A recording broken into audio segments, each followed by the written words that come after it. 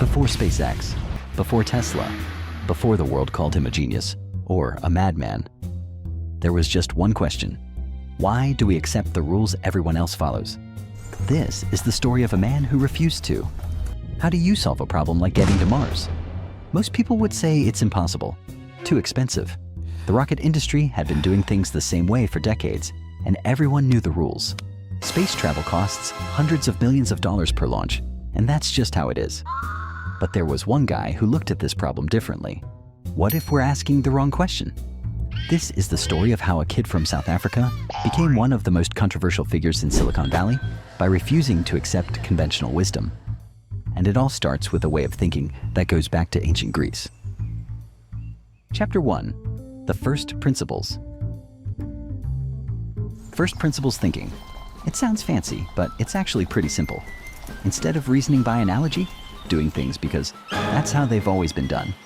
You break things down to their fundamental truths and build up from there. Aristotle called it seeking the first basis from which a thing is known. Elon Musk calls it the only way to innovate.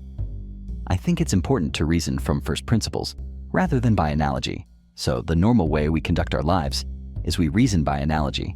We're doing this because it's like something else that was done. Let me give you an example. When Musk wanted to start SpaceX in 2002, he looked at rocket costs. The going rate? About $65 million per launch. Elon, you can't just start a rocket company. Do you know how expensive rockets are? How much do the materials cost? What? The raw materials? Aluminum alloys, titanium, copper, carbon fiber. How much do those cost? Well, maybe 2% of the rocket cost, but... So if I can figure out how to assemble those materials into a rocket, I can reduce costs by 98%? That's not how this works. Why not? And here's where it gets interesting. Because Musk wasn't just some random dreamer. By 2002, he'd already made his fortune and lost it and made it again in Silicon Valley. And Silicon Valley in the late 1990s? That was a battlefield. Chapter 2. The Silicon Valley Wars. Let's rewind to 1995. The internet is about to explode. Everyone's getting online. And young Elon Musk, fresh from dropping out of a Stanford PhD program after literally 2 days, has an idea. So Elon, what's your plan? We're going to create an online city guide. Newspapers, yellow pages, maps, all online. We'll call it Zip2. That's brilliant. How do we build it? I'll code it myself. And he did. Musk literally slept in his office and showered at the YMCA while coding Zip2. The dude was living on $1 a day, eating hot dogs and oranges. Very glamorous. But here's where the Silicon Valley drama kicks in. Because Musk wasn't just competing against other startups, he was fighting with his own investors. Elon, we're bringing in a real CEO, someone with experience, but I'm the founder. I built this. You're 24 years old and you sleep on a beanbag chair. We need an adult. I showered this week. The investors brought in Rich Sorkin as CEO, demoting Musk to CTO. It was humiliating, but Musk learned a valuable lesson. In Silicon Valley, whoever controls the money controls the company. In 1999, Compaq bought Zip2 for $307 million. Musk walked away with $22 million. Not bad for a 27-year-old. So, what did he do next? I'm going to revolutionize banking. Are you insane? Probably. Let's call it X.com. Chapter 3.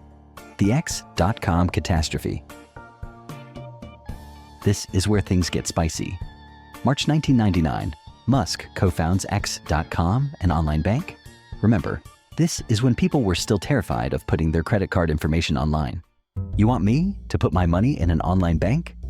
What if I get hacked by Kevin Mitnick? Who's Kevin Mitnick? The most dangerous hacker in America. We'll use encryption, it'll be fine.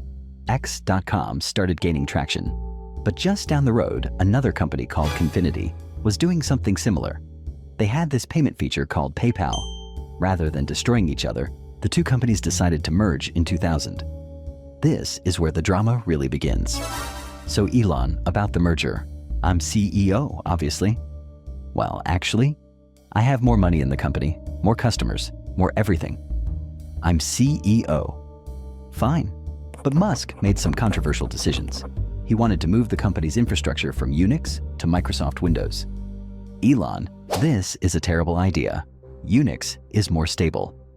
Windows is the future. Make it happen. This is going to be a disaster. It was a disaster. The site kept crashing, customers were furious. And while Musk was on his honeymoon in September 2000. Gentlemen, we need to talk about Elon. The board staged a coup. They ousted Musk as CEO and replaced him with Peter Thiel. You did what? Nothing personal, Elon. Just business? I was on my honeymoon. This had to sting. Twice now, Musk had been pushed out of leadership in his own companies. Most people would have given up, would have taken their millions and retired to a beach somewhere. But Elon Musk doesn't do normal. In 2002, eBay bought PayPal for $1.5 billion. Musk's share? $180 million. And this time, he'd learned his lesson about maintaining control. But more importantly, getting ousted from PayPal had taught him something about first principles. You know what? Everyone told me my ideas were wrong. Move to Windows. Build an online bank. But what if the problem wasn't my ideas?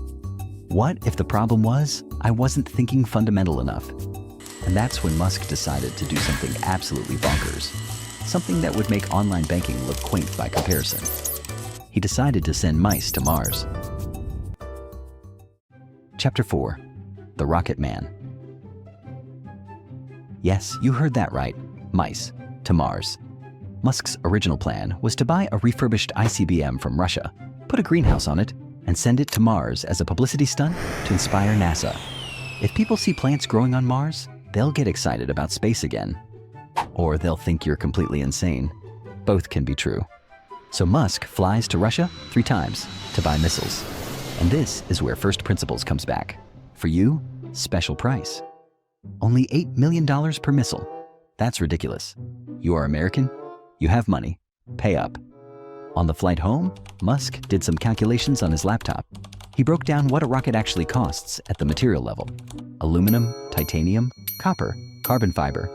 The materials for a rocket were only about 2% of the typical price. Guys, I think we can build the rockets ourselves. Elon? No. Stop. Nobody starts a rocket company. Why not? Because 3 companies have tried in the last 20 years, and they all failed. So we'll be the 4th. First principles thinking. Don't accept that's how it's done. Ask what's actually possible.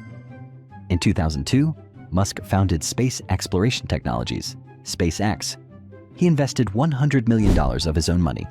For context, that's more than half his net worth at the time. Elon, you're going to lose everything. Probably. But what if I don't? And then the failures began. 2006, first launch, the Falcon 1 explodes after 33 seconds. 2007, second launch, fails. 2008, third launch, fails. Musk is running out of money. SpaceX is on the verge of bankruptcy.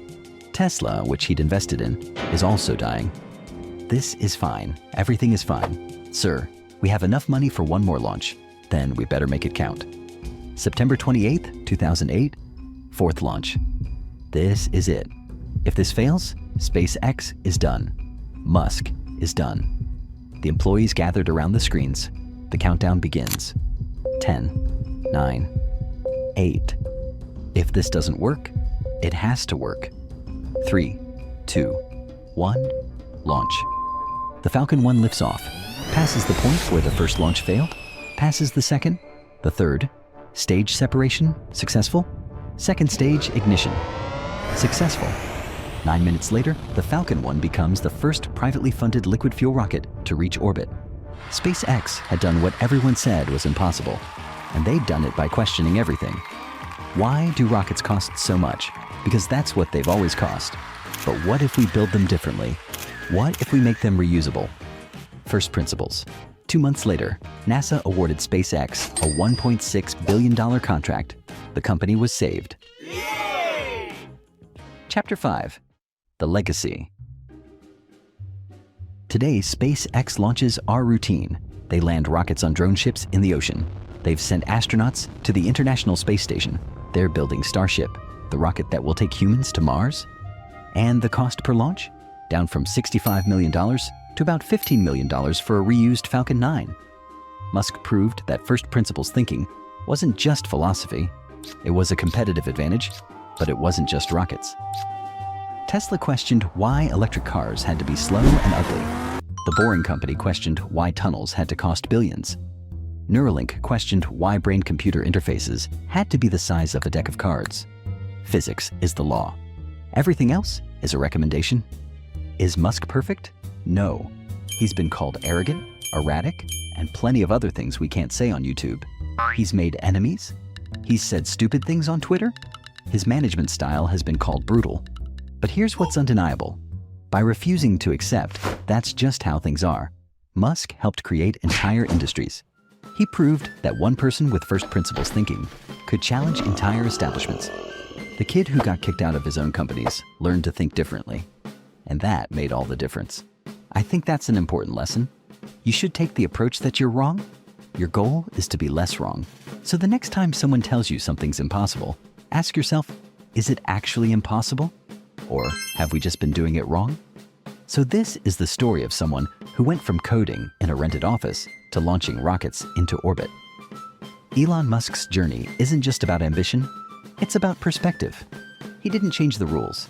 He asked why the rules existed in the first place, and sometimes that's all it takes to move the world forward, one question at a time.